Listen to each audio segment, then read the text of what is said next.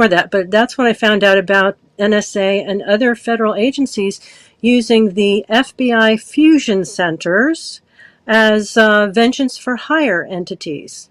Now, the fusion centers were created after 9/11. You had heads of various intelligence agencies, including NSA, telling the Congress, we don't know what happened. It was an intelligence failure, but we think that if you give us a place in each state, some kind of center where we can fuse information from the national level down to the local level, we can head off these kinds of terrorist attacks. And so at this point in time, after 20 years, there are 80 fusion centers all over the United States. It is a network. And they supposedly are watching for terrorist plots, trying to identify terrorists, et cetera, et cetera. And so far in 22 years, they have found not one terrorist, not one terrorist group, not one terrorist plot, and stopped no terrorist plot whatsoever. And Congress is asking them, what are you doing with the billions of dollars that we give you? And they refuse to tell them. They basically say, you don't have the clearance, so we're not telling you, which is insane. But what they have done is they have created a Tier 3 and Tier 4 level terrorist list of regular Americans, and they call them non-investigative subjects. Well, if these are dangerous people, why are you not investigating them? Why would they be non-investigative subjects? Well, because they're fraudulently put on Tier 3 and Tier 4. And then they are defamed. The fusion center operatives go throughout the neighborhood, show their shiny little badges, and tell them, we have a problem in your neighborhood. You know, John Smith is, we think he's a terrorist, and he has predilections for pedophilia and all kinds of other stuff. And they scare the heck out of these civilians who don't have any idea that they're lying. They do create false dossiers right and left. There are hundreds of thousands of false dossiers. And once they target you, they never let go. They actually go through the neighborhood, tell them, we need you to do this, this, and this to them. And it can be quite petty. Like, Tim, you have to go over and slit John's tire, every Tuesday morning. For $100, we'll give you a gift card.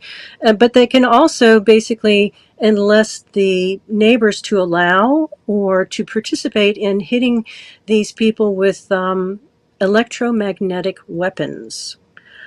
These are the types of weapons that hit our diplomats, and they can be quite devastating. They go through almost anything and everything, and you can see my face is swollen. I mean, I'm old, but my face is still swollen from these weapons hitting my home 24/7.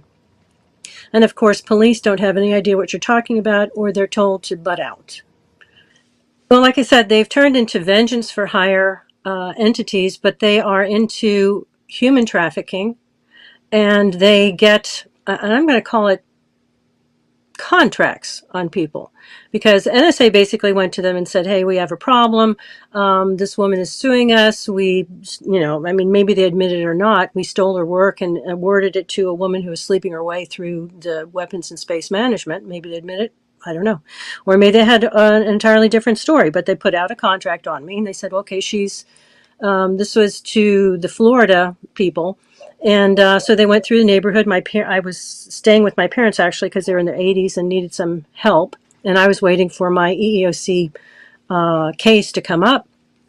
So they went through the neighborhood defaming me, surprise to me. And I ended up getting stalked and harassed. And I think Bill Binney calls it cast iron coverage, which means if you leave your home, somebody is watching and beeps their horn, a warning like she's leaving or she's coming or whatever. And then you have 2, 3, 4, 5 cars kind of pile on and follow you everywhere you go, sometimes just making their presence clear, sometimes impeding where you're going, other times causing car accidents. So this is not surveillance. This is minute-by-minute harassment. And what they want to do is take this troublesome, inconvenient person and blame them with some kind of crime, put them, like you said, in a loony bin by saying, you're crazy, nobody would do this.